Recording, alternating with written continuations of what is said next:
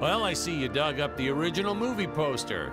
Oh boy, that takes me back. Wait, whose volume does that control?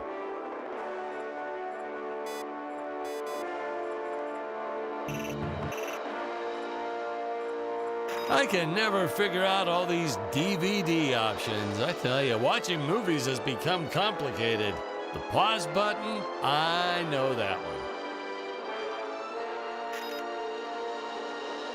Hey, is this thing on? Can you hear me?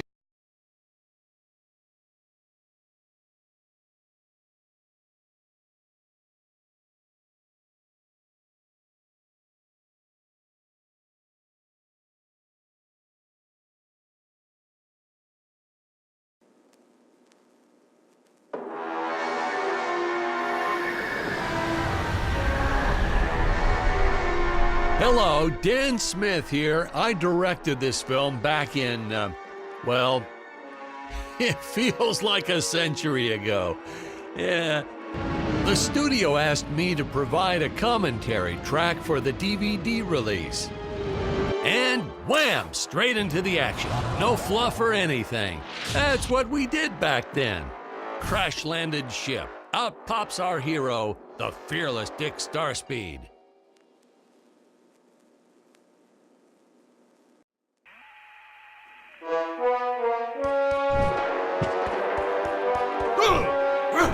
The ship's velociter reactor is damaged.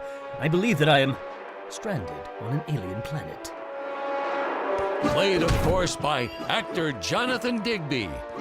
Went on to some minor roles after this. Such a shame. I thought from day one this guy's got leading man written all over his face.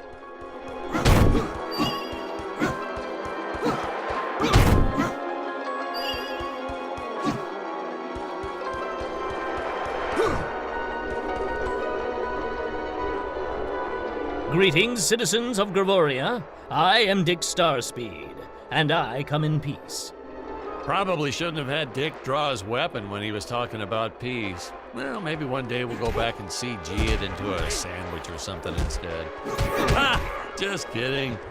And this is what people pay to see.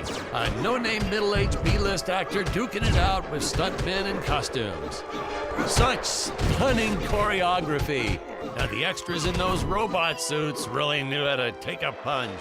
Oh, literally. I told Jonathan not to hold back. Give it all to him. Kick him in the nuts and bolts. And I know what you're thinking, but don't worry. We handled it responsibly. We made them all sign waivers not to sue for injuries.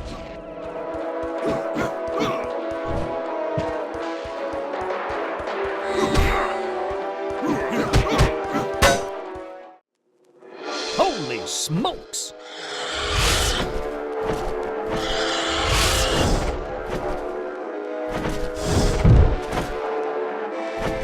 If I land squarely on that grain silo, I should survive this fall unscathed. I shouldn't say this now, but you could actually see the strings if you squinted hard enough.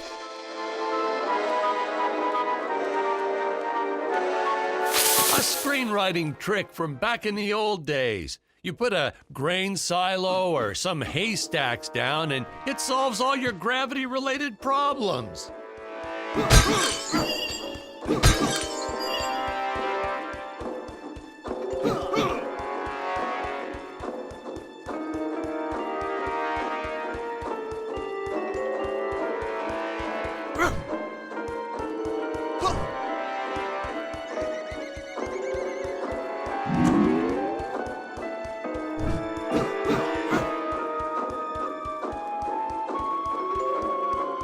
It appears some of my equipment was lost when my ship was shot down. But what luck! This high-tech scanner reports that my ray gun is nearby.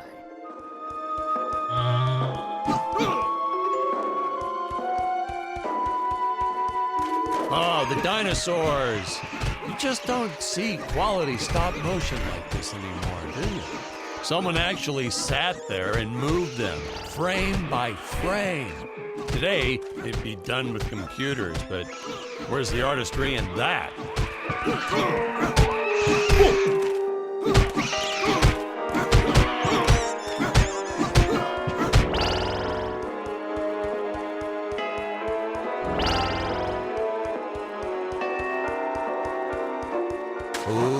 Ooh, the fearless sea monster, always patrolling the shore, eagerly awaiting for his next meal.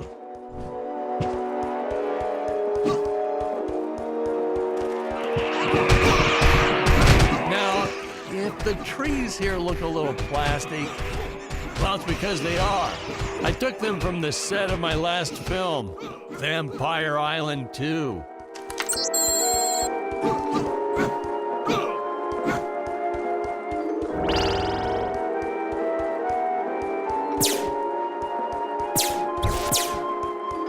Our fair share of nasty letters from scientists complaining about our portrayal of the dinosaurs.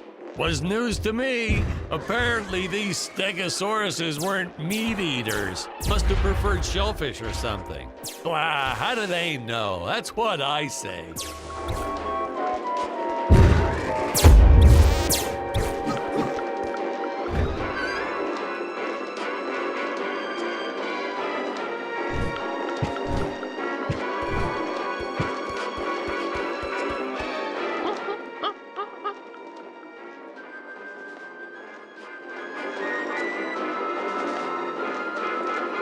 As usual, the local population is defenseless. That's where our hero steps in and saves the day.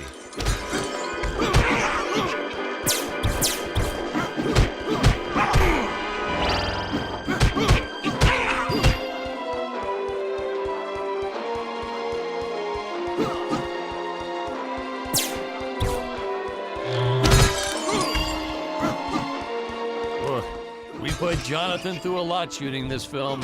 He wasn't the best actor, especially when reacting to getting hit. He's what you call a flincher. So I told the stuntman to really just go to town on him. It's the only way to get an honest performance sometimes. Our props master tried to make the weapons soft, but there's only so much you can do. Lucky for us, Dick's entire body was covered in that spacesuit. That thing was a lifesaver when it came to hiding bruises. How curious. They dissolved into what appears to be gold. You'll notice the gold disappears when Dick touches it. We had a deleted scene that explained he's actually teleporting it back to his ship. It's funny, no one ever questioned how Dick was able to walk around with an infinite amount of gold on him.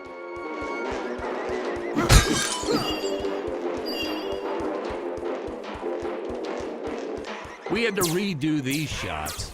Our first attempt was kind of a disaster. We tried using real apes, thought it'd cut down on the costume budget a bit.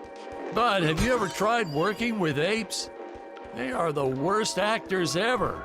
They don't sit still for a moment, and the second you take your eyes off of them, they're flinging their feces all over the place.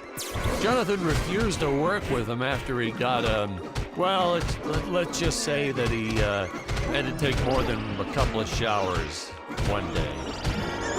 You know, you never forget the smell of monkey poo. We steam cleaned the studio top to bottom. Still never got rid of it entirely. All through the rest of the shot, we kept finding those little surprises hiding inside various props. Boy, were those the days.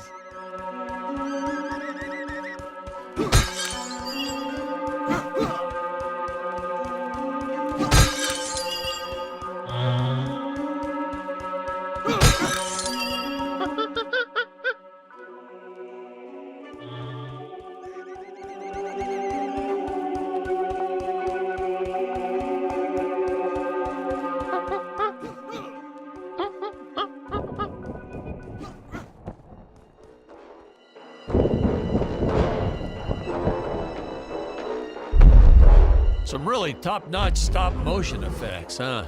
Unfortunately, we skimped on the Dick Starspeed puppet a little. The Earthman is not for you to eat, fiend! Well, this was groundbreaking. We had the woman rescuing the man for once. We were really ahead of our time with this scene, but well, then again, I've always been rather progressive. The studio exec didn't seem to get why it was such a big deal, though. Hey, Sorry, we now don't see what's this going as on? anything unusual. This is.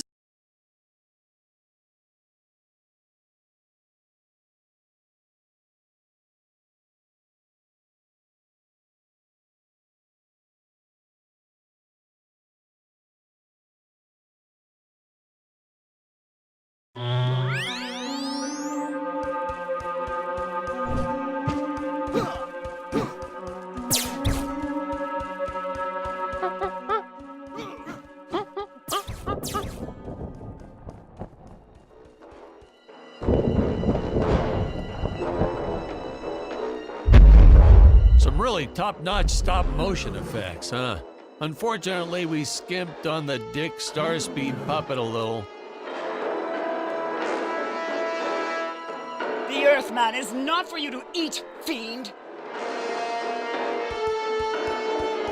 Oh, this was groundbreaking. We had the woman rescuing the man for once. We were really ahead of our time with this scene, but well, then again, I've always been rather progressive. The studio exec didn't seem to get why it was such a big deal, though. Sorry, we don't see this as anything unusual. Ha! Of course! It's unusual. A woman would never save the man. It just doesn't happen. Not in the movies, not in real life. I don't know why we didn't get more recognition for this scene. Yeah, I guess I was just a little too ahead of my time.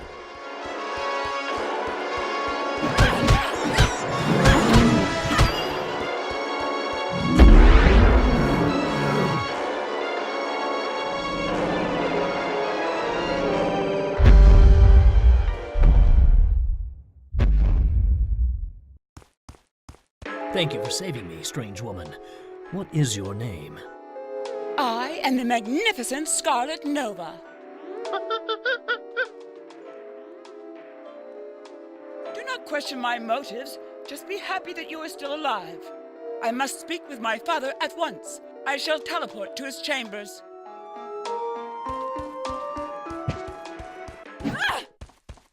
So we'll be seeing our first example of teleportation being used by Scarlet right here. As soon as this current shot ends... Huh? Where is this place? This is not my father's chambers. You have disobeyed me for the final time, Scarlet. Enjoy an eternity in the Tower of Eternal Solitude for all eternity. The old fool did not notice I am wearing my jetpack. Booster usage. Jump. Wait. Wait. Use booster. Survive deadly fall.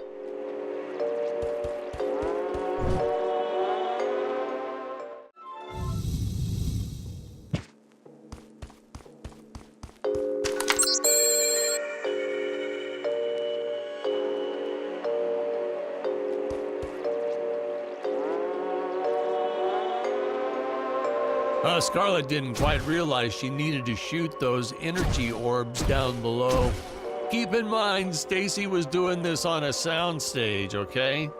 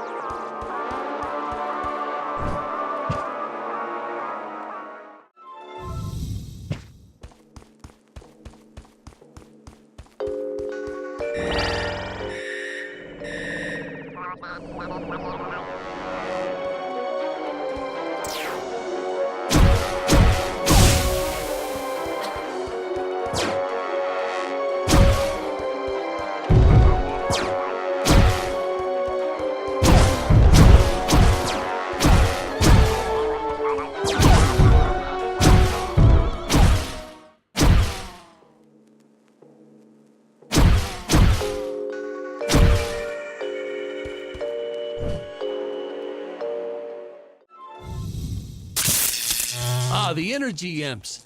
Such a neat effect. We had to paint each movement frame by frame and superimpose it into live footage. We were pulling all-nighters for weeks. Well, when I said we, I meant the artists. I'm pretty much useless if I don't get a solid 10 hours a night. But they were at it forever. They had to redo it all because I accidentally told them red instead of blue the first time. Artists.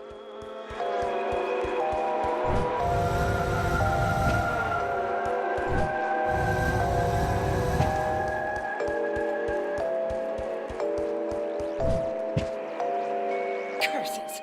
My father revoked my access to the teleport terminals. I shall only be able to utilize the ones I activate manually.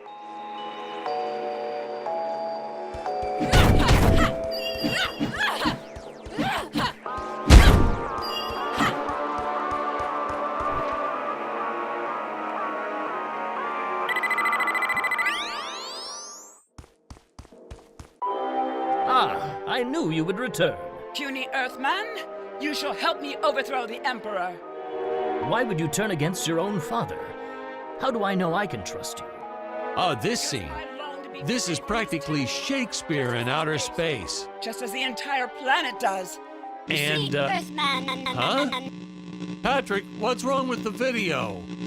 Sorry, sir. Technical problems. Darn it, we're missing some really good writing here. There. Sorry about that. Well, we just passed right by her big scene. Basically, they agree to work together, but one must stay behind in the sleep chamber at all times. Should I rewind? Never mind. I'll continue from here.